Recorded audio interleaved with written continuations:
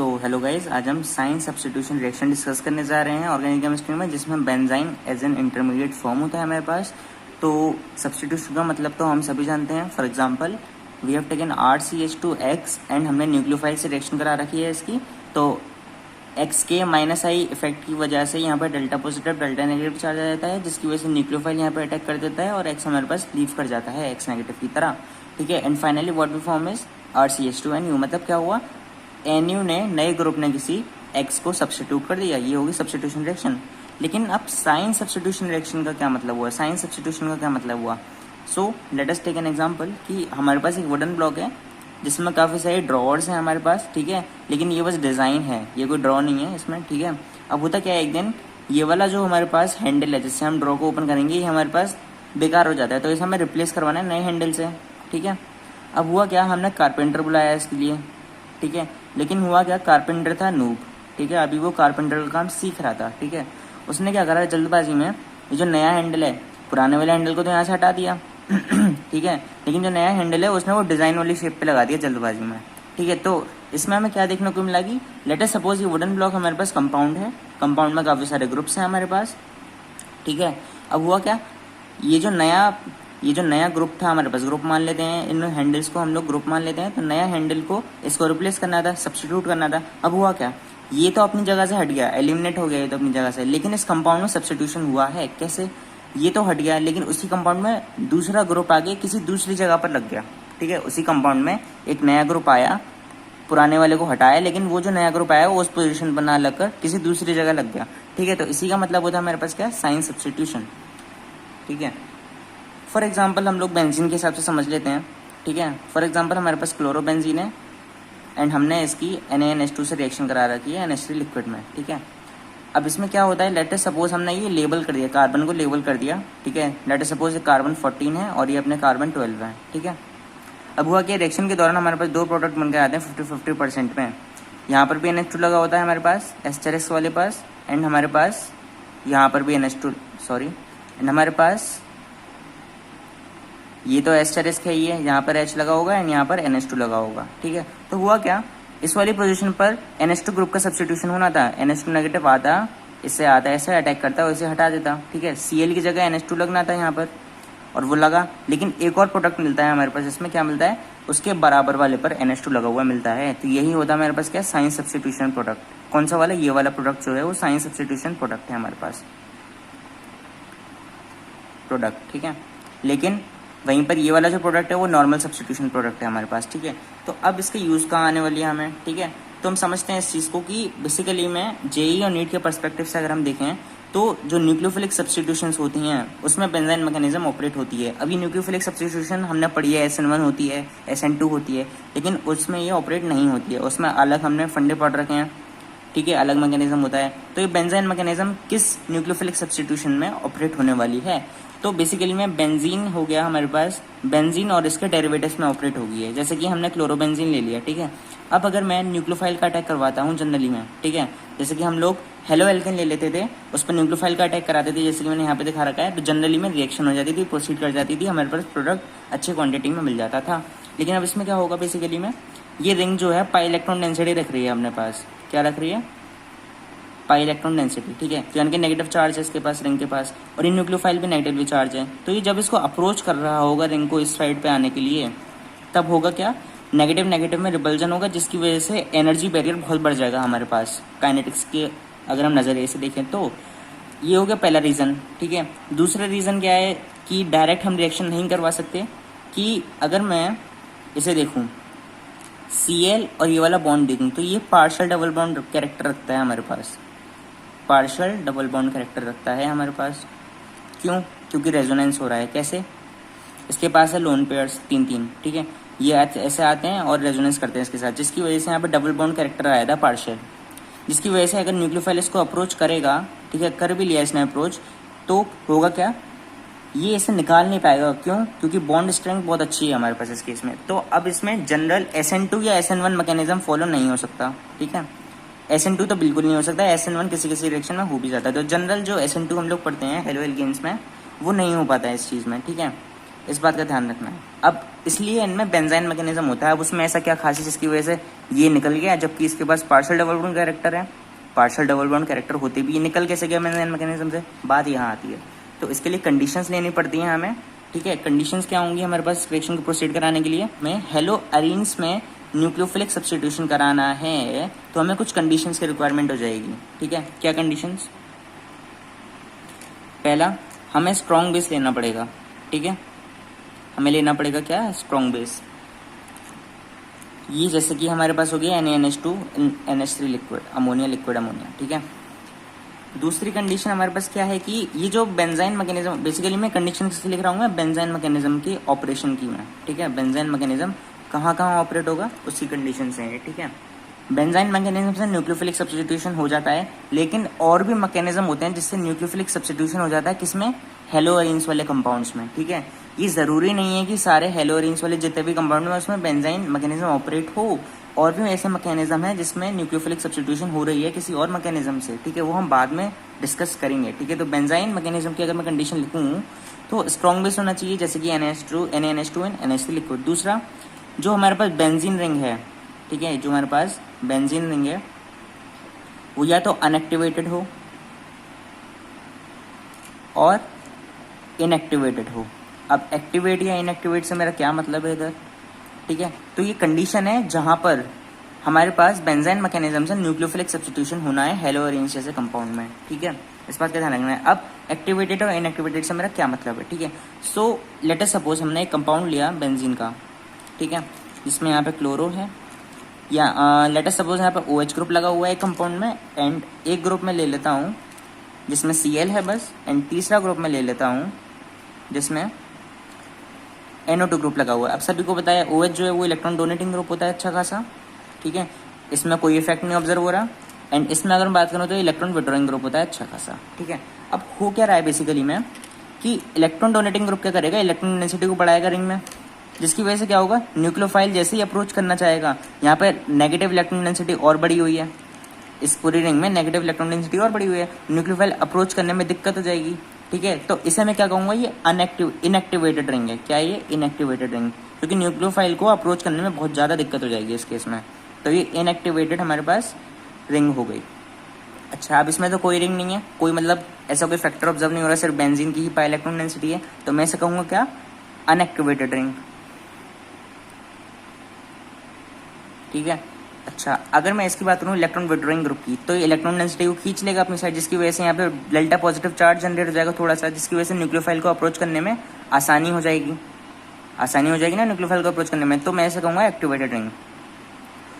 तो benzene mechanism जो है इन दोनों में ऑपरेट होगा, इसमें बेंजाइन मैकेनिज्म ऑपरेट नहीं होगा। इस तो चलिए देखते हैं बेंजाइन मैकेनिज्म है क्या, इतनी चर्चा करने के बाद।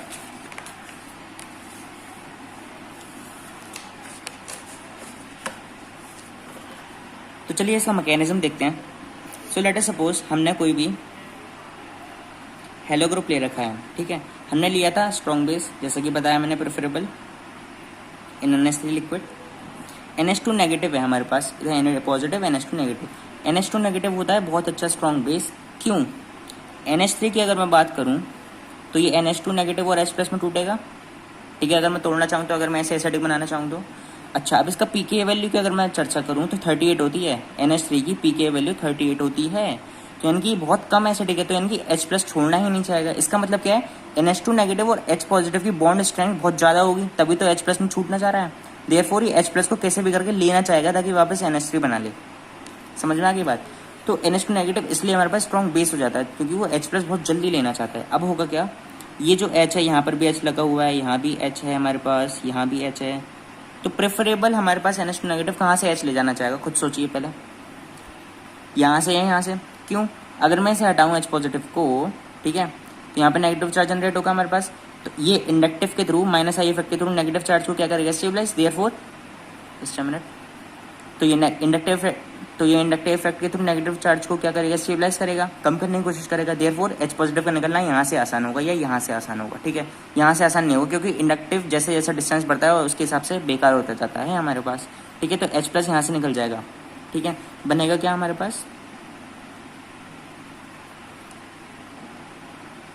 हमारे पास कुछ ये चीज़ बन गई, ठीक है।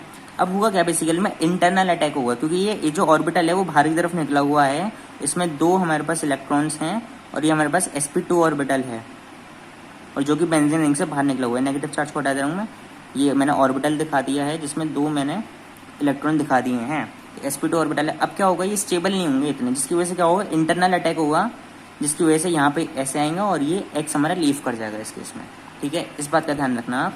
Finally what we have is this compound, ठीक है। ये हमारे पास क्या होगा, बेंजाइन, इसे ही कहते हैं हम लोग बेंजाइन इंटरमीडिएट। और यही जो स्टेप है हमारे पास, ठीक है, ये वाला जो स्टेप है, ये पहली बात तो रिवर्सिबल होता है, पहली बात। दूसरी बात क्या, कि ये हमारा स्लो स्टेप होता है इस रिएक्शन का, बोले तो क्या, ये होता है RDS। इसी पर हमारा पूरा रेट डिटरमाइनिंग स्टेप है, यही हमारा रेट डिटरमाइनिंग स्टेप है, और यही हमारा रेट डिसाइड करेगा पूरी रिएक्शन की, ठीक है। इस बात का ध्यान रखना, क्योंकि इंटरमीडिएट बनना है। ज़्यादातर रिएक्शंस में होता क्या है, जहाँ पर इंटरमीडिएट बनना होता है वही हमारा RDS होता है, इसमें भी वही है, लेकिन ज़रूरी नहीं है कि ऐसा हो हमेशा, ठीक है, इसमें है लेकिन, ठीक है। तो हमारे पास RDS बन गई। अब बेंजीन का क्या होगा हमारे पास, अगले स्टेप में देखते हैं। बेंजीन है हमारे पास, अब NH2 नेगेटिव हमारे पास क्या लेके भागा था, H+ लेके भागा था, जिसकी वजह से यहाँ पर NH3 भी बना होगा पॉजिटिव, प्लस दिस बना होगा हमारे पास, NH2 नेगेटिव H+ लेके भागा था ना। अब NH3 आएगा, इसके पास है लोन पेयर। अब होता क्या है बेसिकली में, ये जो बेंजाइन है हमारे पास, ये पहली बात तो एरोमेटिक होता है, इस बात का ध्यान रखना आप। लेकिन एक कंट्रोवर्सी, एक आयरॉनिक अगर मैं चीज़ बताऊं उसमें, तो एरोमेटिक होने के साथ साथ ये होता है अनस्टेबल इंटरमीडिएट। ये बहुत ही ज़्यादा आयरॉनिक बात इसके लिए, क्योंकि हम बेसिकली में ये पढ़ा होता है कि एरोमेटिक कंपाउंड्स होते हैं बहुत ज़्यादा स्टेबल होते हैं, लेकिन ये बेंजाइन इंटरमीडिएट एरोमेटिक होते सोते भी अनस्टेबल है, ठीक है। क्योंकि ये वाला जो है ना, ये बॉन्ड, ये एक्चुअल में एबनॉर्मल पाई बॉन्ड होता है। क्या होता है ये, एबनॉर्मल पाई बॉन्ड, ठीक है। पाई बॉन्ड की तरह गिनते हैं, लेकिन जस्ट ही एक तरह का इंटरेक्शन होता है। कैसा इंटरेक्शन, अच्छा, तो हम लोग यहाँ पे एक चीज़ बना के देखते हैं, ठीक है।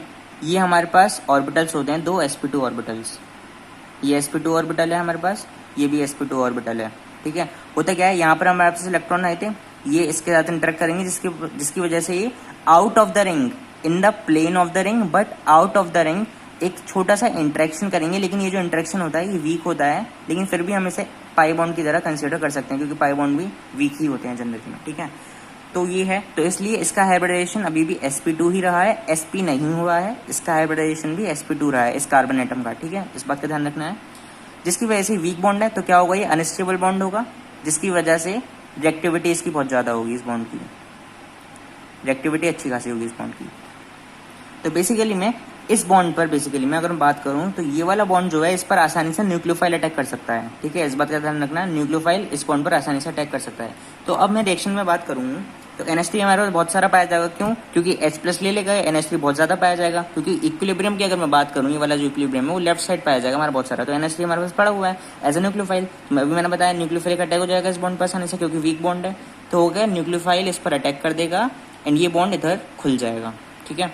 हमारे पास क्या बना, यहाँ नेगेटिव आ जाएगा, यहाँ पर NH3, यहाँ पॉजिटिव, यहाँ पर ये बन जाएगा, ठीक है। इस बात का ध्यान, और यहाँ ये बन जाएगा हमारे पास, ठीक है। ये बन गया हमारे पास। अब इसके पास एक H+ है उधार, ठीक है। तो बेसिकली में ये अपने इलेक्ट्रॉन इसे दे देगा N को न्यूट्रल करने के लिए, एंड ये जो H पॉजिटिव है ये ले लेगा, ठीक है। इस बात का ध्यान रखना है। And finally what we have formed is NH2, ठीक है। तो हमारे पास ये बन गया बेसिकली में। अब एक बात क्या है कि ये वाला इंटरमीडिएट था हमारे पास, अब साइन सब्स्टिट्यूशन कैसे हो रहा है इसमें, ये तो बता दूं मैं। ये चीज़ थी, अगर मान लेते हैं मैं इसे एस्ट्रेस कर देता हूँ, लेबल कर देता हूँ कार्बन को, ये वाला, ठीक है। अब बेसिकली मैं NH3, क्योंकि सिमेट्रिकल है ये चीज़ जो है, अब न्यूक्लियोफाइल इस पर भी अटैक कर सकता है एंड इस वाली पोजीशन पर भी अटैक कर सकता है, तो 50-50 चांसेस हैं अटैकिंग के, ठीक है। तो बेसिकली में एक कंपाउंड हमारे पास ये बन जाता है, प्लस एक कंपाउंड हमारे पास ये बन जाता है, यहाँ पर एस्टेरिक्स मान लिया मैंने, मतलब घुमा दिया कंपाउंड को, थोड़ा टिल्ट कर दिया मैंने इधर की साइड, ठीक है। तो हमारे पास 1:1 में ये मिल जाता है। देयरफॉर ये जो है हमारे पास ये वाला, ये साइन सब्स्टिट्यूटेड प्रोडक्ट है, ठीक है, और ये नॉर्मल सब्स्टिट्यूशन प्रोडक्ट है, या फिर कह सकते हैं इप्सो सब्स्टिट्यूटेड प्रोडक्ट कह सकते हैं ऐसा हम लोग, ठीक है। अच्छा, अब बेसिकली में कोई आपसे पूछ ले क्या, कि अगर मान लेते हैं यहाँ पर X है, ठीक है, वही रिएक्शन दे रखी है हमने, ये साइड कर देते हैं हम लोग, NaNH2 NH3 लिक्विड, ठीक है। अब एक्स जो है वो एफ है कभी, फिर सी एल है, फिर बी आर है, फिर आई है, ठीक है। तो इसमें आप रेट बताइए, ठीक है, क्या बताइए, रेट बताइए रिएक्शन का, एफ के साथ, सी एल के साथ, बी आर के साथ या आई के साथ, ठीक है। तो रेट हमें ऑर्डर बताना है। मान लीजिए इसके साथ 1 है, इसके साथ 2 है, इसके साथ 3 है एंड इसके साथ 4 है। तो रेट बताएं इसका। तो बेसिकली अगर मैं बताऊं आपको तो इसका जो रेट आता है बेसिकली मैं जस्ट अ मिनट, तो बेसिकली में इसका जो रेट आता है वो बी आर का सबसे ज़्यादा आता है, फिर आई का, फिर सी एल का, फिर एफ का, ठीक है। इस बात का ध्यान रखना आप, ये पूछा जा सकता है एग्जामिनेशन में, बहुत अच्छा क्वेश्चन बनेगा, ठीक है। तो एफ पहले बी आर, फिर आई, फिर सी एल, फिर एफ। सबसे ज़्यादा अगर यहाँ पे सबसे ज़्यादा ब्रोमोबेंजीन का होगा, फिर आयोडोबेंजीन का होगा, फिर क्लोरोबेंजीन रिएक्टिव होगा, सबसे कम लीस्ट रिएक्टिव जो होगा वो फ्लोरोबेंजीन होगा। बेंजाइन मैकेनिज्म है, इस बात का ध्यान रखिएगा, ठीक है। तो चलिए इतना समझ आया तो कुछ क्वेश्चंस प्रैक्टिस कर लेते हैं हम लोग। सो पहला क्वेश्चन हमारे पास दिख रहा है, पहले ट्राई करें आप, कर लिया ट्राई। तो बेसिकली मैं इसका जो आंसर आएगा पहले मैं आंसर बता देता हूँ, ठीक है।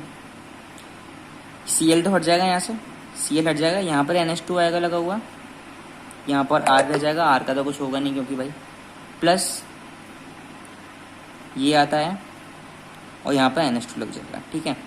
क्योंकि सी एल यहाँ से निकलेगा, या तो हमारे पास यहाँ पर बेंजाइन बन जाएगा या फिर यहाँ पर बेंजाइन बनेगा। तो दोनों सिमेट्रिक है, कहीं से भी बेंजाइन बना दो, देखो एक बार, यहाँ से बेंजाइन बनेगा, ठीक है, क्योंकि सी एल निकाल लिया और बराबर वाले से H निकल जाएगा, NH2 लेके भाग लेगा H को, NH2 लेके निकल लेगा, यहाँ नेगेटिव, ये अटैक करेगा, Cl बाहर निकल जाएगा, ठीक है। तो बेंजाइन बना दिया मैंने यहाँ पर। अब NH3 वही अपना यहाँ पर भी अटैक कर सकता है एंड यहाँ पर भी अटैक कर सकता है, दो प्रोबेबिलिटी है। अब बात आती है इसमें मेजर प्रोडक्ट क्या है। बात ये है क्योंकि इसमें अब जो है वो इन्फ्लुएंस हो रही है रिएक्टिविटी, कैसे, क्योंकि हमने एक एक्स्ट्रा ग्रुप लगा दिया है इसमें, तो रिएक्टिविटी जो है वो इन्फ्लुएंस होगी, मेजर प्रोडक्ट और माइनर प्रोडक्ट बनेंगे इसमें। रीजियो सेलेक्टिविटी है क्वेश्चन में। इसमें हमने क्या कर लगा था बेसिकली में, इसमें हमने कोई रीजियो सेलेक्टिविटी नहीं थी, मतलब क्या, इसमें बस एक्स था और कोई एक्स्ट्रा ग्रुप नहीं था पूरी बेंजीन में, ठीक है। तो रीजियो सेलेक्टिविटी की तो बात ही नहीं थी बेसिकली में, मेजर माइनर की, उसमें तो 50-50 बनना ही बनना था।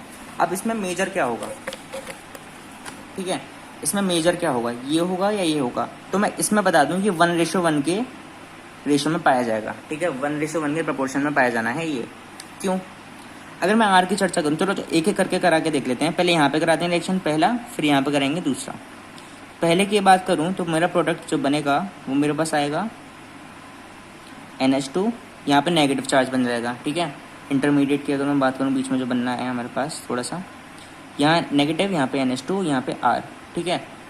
अब बात क्या है कि ये अपना प्लस आई इफेक्ट छोड़ेगा, जिसकी वजह से क्या होगा, ये दूर है तो इसे और अनस्टेबलाइज करने में से दिक्कत हो जाएगी, लेकिन ये प्लस आई छोड़ेगा, इलेक्ट्रॉन डोनेट करेगा, तो होगा क्या बेसिकली में, नेगेटिव चार्ज और अनस्टेबल होगा इंडक्टिव के थ्रू। अच्छा, रेजोनेंस से नहीं देख सकते हम लोग, इस बात का ध्यान रखिएगा, क्योंकि अगर मैं रेजोनेंस का इसमें बात कराऊँ आपकी नेगेटिव है एंड आर है, तो बेसिकली में ये नेगेटिव चार्ज कहीं रेजोनेंस में कहीं पार्टिसिपेट नहीं कर रहा है इस बेंजीन की, इसका अपना एक रेजोनेंस चल रहा है अंदर, ये कहीं पार्टिसिपेट नहीं कर रहा। मैं बताया ना ये sp2 ऑर्बिटल में होता है, तो इसका कोई रेजोनेंस नहीं चल रहा है, तो रेजोनेंस देखेंगे नहीं इसमें, हम लोग आई इफेक्ट देखेंगे हमेशा।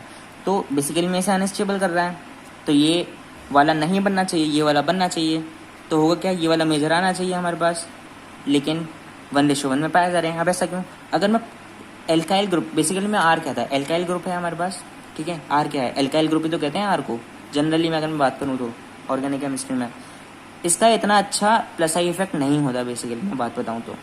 CH3 सबसे कम पाया जाता है, उसके बाद आगे ग्रुप्स होते हैं, आगे जो चलती है प्लस आई की सीरीज वो बहुत लंबी होती है, H सबसे कम होता है, उसके बाद CH3, या फिर यहाँ एल्काइल अगर ले लो, प्राइमरी, सेकेंडरी एंड टर्शरी, उसके बाद भी आगे बहुत सारे ग्रुप्स होते हैं प्लस आई के, तो ये बहुत ही ज़्यादा वीक इंडक्टिव छोड़ते हैं एल्काइल ग्रुप्स अपना, इस बात का ध्यान रखिएगा आप। हाइपर कॉन्जुगेशन की तो बात ही नहीं है, इंडक्टिव की बात है, इंडक्टिव पुअर है आर ग्रुप का, देयरफॉर हम कह नहीं सकते कि बेसिकली में अनस्टेबल हो जाएगा, क्योंकि इंडक्टिव लगेगा ही नहीं, इतना अच्छा लग ही नहीं पाएगा, देयरफॉर 1:1 में पाया जा सकता है हमारे पास, ठीक है। अगला क्वेश्चन ट्राई करें आप, कर लिया। तो बेसिकली में करते हैं एक करके रिएक्शन। ये हमारे पास कुछ ऐसा दे रखा है, यहाँ Cl है, यहाँ OH है, तो पहले तो H यहाँ से भी निकल सकता है, H यहाँ से भी निकल सकता है, कहीं से भी निकाल दो, मान लेते हैं यहाँ से निकाला, यहाँ ये गया, यहाँ ये बना, ठीक है। तो हमारे पास यहाँ पे बेंजाइन बनेगा, ये बनेगा, ये बनेगा एंड ये बनेगा। अच्छा, एक और बात, बेस स्ट्रॉन्ग पड़ा हुआ है, ठीक है, स्ट्रॉन्ग बेस है, तो एरोमेटिक तो है सिस्टम, ये NH2 यहाँ से H+ और निकाल देगा। बेसिकली मैं बाद में दिखाया मैंने, शुरुआत में ये काम हो जाएगा। NH2 नेगेटिव सबसे पहले इसका हाइड्रोजन निकाल के ले जाएगा, इसका तो बाद में निकालेगा, क्योंकि इसका निकालना बहुत ज़्यादा मुश्किल है, क्योंकि डबल बॉन्ड पर हमारे पास नेगेटिव चार्ज क्रिएट हो रहा है इस वक्त, ठीक है। इसका H+ निकालना मुश्किल है, नेगेटिव चार्ज बनना है जो कि अनस्टेबल होगा डबल बॉन्ड पर। लेकिन वहीं पर O नेगेटिव बनेगा, यहाँ पे H+ अगर निकाल दिया मैंने, यहाँ पे O नेगेटिव बनेगा, बेस है, एसिडिक है, ये फिनॉल कहते हैं ना ऐसे। इतना अगर मैं कंपाउंड देखूँ तो OH लग रहा है, H+ निकल गया नेगेटिव, तो ये अपना रेजोनेंस घूम रहा है। जब तक H नहीं निकला पूरा रेजोनेंस में घूम रहा होगा, तो इससे H+ निकालना ज़्यादा आसान है। देयरफॉर हमारे पास पहले जो कंपाउंड बनकर आएगा वो हमारे पास कुछ ये बनकर आएगा, Cl एंड O नेगेटिव। हमारे पास ये कंपाउंड बनेगा बेसिकली में, ये नहीं बनेगा इनिशियली, मैंने बाद में करके दिखा दिया, इसे हटा देता हूँ मैं। सबसे पहले ये रिएक्शन होने वाली है इसमें, NH2 नेगेटिव H+ निकालेगा, फिर O नेगेटिव रेजोनेंस, क्योंकि ज़्यादा एसिडिक है इसके कंपेरिजन में, देयरफॉर ये बनेगा, इसके बाद रिएक्शन प्रोसीड होनी है। ये निकलेगा नेगेटिव, यहाँ से करेगा, ये निकल जाएगा यहाँ से, ठीक है। हमारे पास देखो क्या बना, ये ऐसे आएगा, ये ऐसे आएगा, एंड फाइनली ये ऐसा आएगा। अब O नेगेटिव का होता है प्लस आई इफेक्ट, वो भी बहुत अच्छा खासा होता है। अगर मैं सीरीज में जाऊँ ना प्लस आई की, तो CH नेगेटिव सबसे ज़्यादा, then NH negative, then O negative, उसके बाद फर्दर ग्रुप्स होते हैं, देन यहाँ पर एल्काइल ग्रुप कहीं लाया करता हूँ, और O नेगेटिव का बहुत अच्छा प्लस आई होता है। देयरफॉर इसमें प्लस आई का हमें इफेक्ट कंसीडर करना पड़ेगा। बस आपको एल्काइल ग्रुप में मत करिए आप उसका कंसीडर इंडक्टिव इफेक्ट, लेकिन और सारे प्लस आई में आप इंडक्टिव इफेक्ट को कंसीडर करिए, ठीक है। तो वही हमारे पास NH2 नेगेटिव, यहाँ अटैक करवाओ, फिर यहाँ अटैक करवाओ, ठीक है। तो देख लो क्या बनेगा पहले तो, यहाँ पे NH2 आएगा, यहाँ नेगेटिव, प्लस यहाँ पर NH2 आएगा, सॉरी यहाँ नेगेटिव, एंड यहाँ पर NH2 आएगा, एंड यहाँ पर O नेगेटिव। तो अब देख लो प्लस आई के इफेक्ट के थ्रू ये अनस्टेबल हो रहा है, ठीक है, एंड ये दूर है कार्बन आयन, जिसकी वजह से इंडक्टिव अच्छा नहीं लगा पाएगा ये। देयरफॉर ये हमारा मेजर प्रोडक्ट होगा, क्योंकि इसकी जो स्टेबिलिटी है वो ज़्यादा है इसके कंपैरिजन में, ठीक है। तो ये हमारे पास मेजर हो जाएगा, ये हमारे पास हो जाएगा माइनर। हमारे पास जो मेजर प्रोडक्ट बन के आएगा इसका वो क्या आएगा, O नेगेटिव एंड NH2, ये हमारे पास मेजर प्रोडक्ट बन के आना है इसमें। उसके बाद अगर हम H+ डाल देंगे तो ये गेन कर लेगा, एंड हमारे पास ये बन जाएगा NH2 एंड OH, ठीक है। तो इस बात का ध्यान रखना कि सबसे पहले एसिड बेस रिएक्शन में सबसे ज़्यादा एसिडिक वाले H+ को निकालना होता है। ये तो बहुत बेकार तरीके से निकलेगा, ये सबसे पहले निकल जाएगा, O नेगेटिव बनेगा, और O नेगेटिव का होता है प्लस आई इफेक्ट। समझ में आ गई बात? चलो अगला क्वेश्चन ट्राई करते हैं। तो चलिए नेक्स्ट क्वेश्चन हम ट्राई करते हैं, करें आप पहले, ठीक है। कर लिया ट्राई? तो बेसिकली में यहाँ पर बेंजीन बना दो आप, बेंजाइन बना दो आप, ठीक है। अब आप इसमें कह सकते हो यहाँ पे भी 2 CH3, लेकिन यहाँ पे कोई एसिडिक H नहीं है, आप कोशिश करो जानने की। अगर मैंने यहाँ से H निकाला, नेगेटिव है, यहाँ लोन पेयर है, इसका नेगेटिव का रिपल्जन बहुत ज़्यादा होगा, तो ये एसिडिक नहीं है बेसिकली में, ये वाला H एसिडिक नहीं होगा हमारे पास। यही अब एक ही प्रोबेबिलिटी बचती है निकालने की, जो कि ये है हमारे पास, ठीक है। देयरफॉर ये जो बना है इंटरमीडिएट हमारा, ये बनेगा इंटरमीडिएट, ठीक है। अब इस पर हमें रिएक्शन करा के देखनी है, या तो यहाँ या यहाँ, 2 चीज़ें पॉसिबल है हमारे पास, दोनों प्रोबेबिलिटी देखनी है, ठीक है। OCH3 यहाँ NH2 आ सकता है यहाँ नेगेटिव, या फिर हमारे पास OCH3 यहाँ पे नेगेटिव आ सकता है, यहाँ पे NH2, ठीक है। अब वही हमारा इंडक्टिव इफेक्ट को कंसीडर करना पड़ेगा हमें। ये होता है -I, अच्छा खासा होता है, वो भी बेकार नहीं होता -I इसका। तो यहाँ पर ज़्यादा स्टेबल करेगा इस चीज़ को, क्योंकि -I पास में है, तो इसे खींच लेगा अपनी तरफ, जिसकी वजह से नेगेटिव चार्ज को कम करना चाहेगा वो, ठीक है।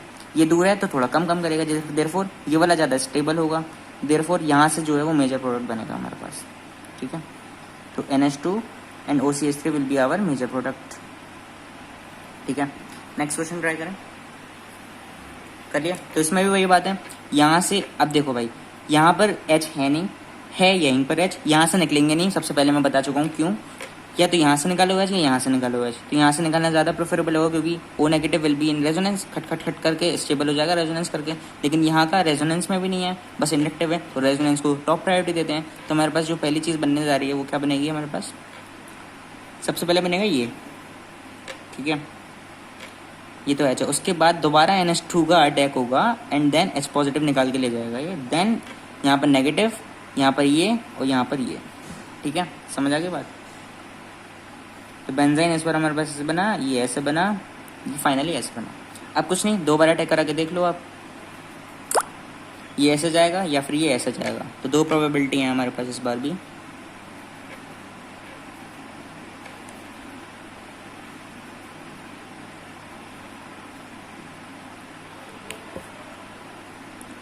तो मान लेते हैं हमने यहाँ पे NH2 लगा दिया पहले, यहाँ नेगेटिव।